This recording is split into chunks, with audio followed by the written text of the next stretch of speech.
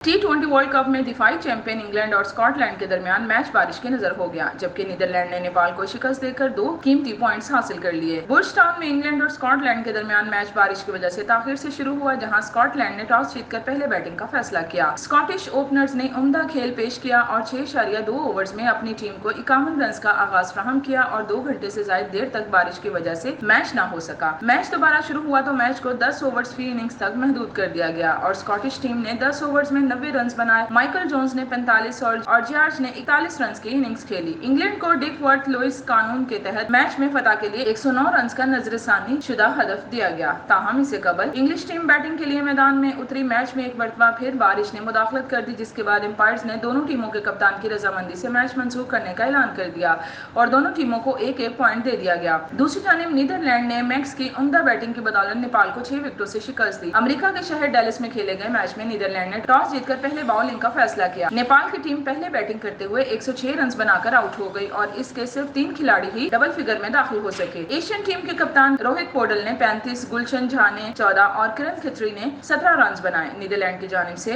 Tim Pringle ने 18, Logan van back ने 20 run के एवज 3 विकेटें ली, जबकि पॉल वैन मेकन और बांस डी लेडे ने 2 खिलाड़ियों को आउट किया। जवाब में नीदरलैंड ने मैक्स और डाउट की शानदार निस्फ सेंचुरी की बदौलत 4 गेंदों का बल हदफ हासिल कर लिया। मैक्स और डाउट ने 48 गेंदों पर 4 चौकों और 1 छक्के की मदद से 54 रन की इनिंग्स खेली, जबकि विक्रमजीत सिंह ने 22 और एंजल प्रिचेट ने 14 रन बनाए।